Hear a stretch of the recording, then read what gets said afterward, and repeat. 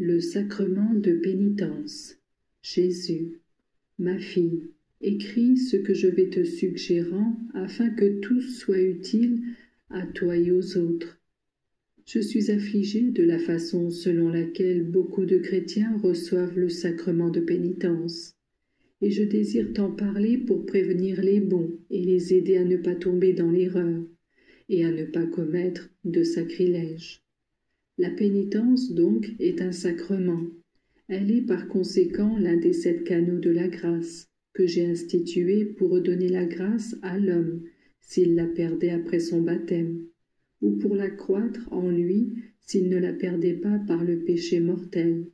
C'est moi qui ai institué ce sacrement après ma résurrection, en apparaissant aux apôtres, en leur disant « Allez et baptisez, et pardonnez les péchés ».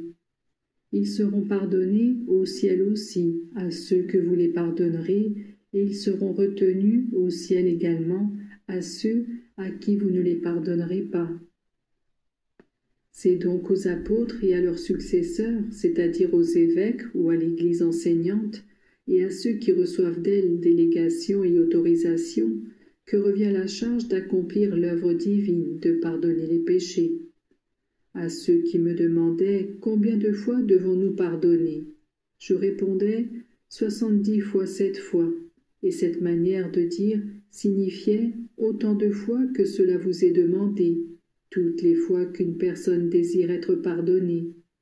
Avant tout, 2 choses sont exigées pour que la confession soit valide et efficace: la sincérité et la foi.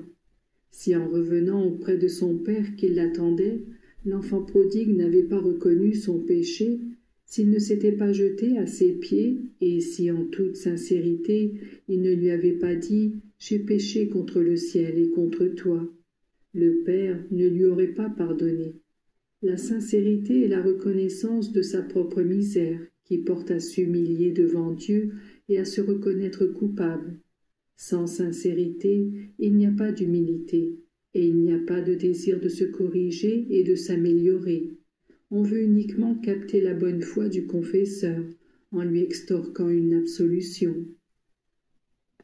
Comme je voudrais faire comprendre à mes enfants qu'il est dans leur intérêt de détester leurs péchés, si énormes soient-ils, en toute sincérité.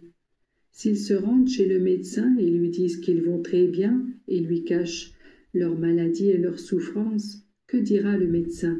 « Mon fils, si tu vas bien, pourquoi es-tu venu me consulter ?» Et chacun restera avec ses maladies, car ce ne sont pas les gens bien portants, mais les malades qui ont besoin du médecin. Je voudrais que mes enfants aient une conscience saine, qu'ils sachent discerner leurs maladies spirituelles et qu'ils déversent en mon cœur, grâce au sacrement de pénitence, tout ce qui amoindrit la splendeur de leur âme, tout ce qui l'a souillée avec le très vif désir de se refaire et de se rénover. La sincérité sera impossible sans la foi. Ce n'est pas à un homme pécheur comme tout le monde que vous allez révéler vos secrets, mais à l'homme de Dieu qui a reçu la charge de les recueillir tous et de les pardonner.